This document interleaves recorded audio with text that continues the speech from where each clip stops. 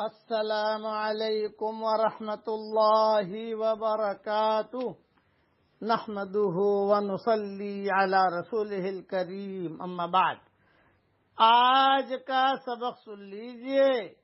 آج کے سبق کی سرخی ہے نماز سے دوستی کیجئے، پارٹ نمبر 112۔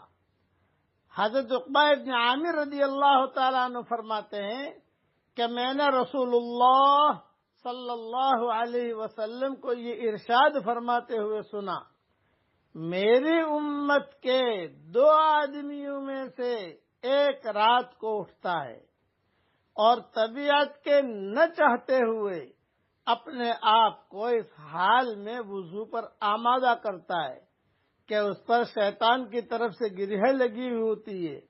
جب وضو میں اپنے دونوں ہاتھ دھوتا ہے تو ایک گرہ کھل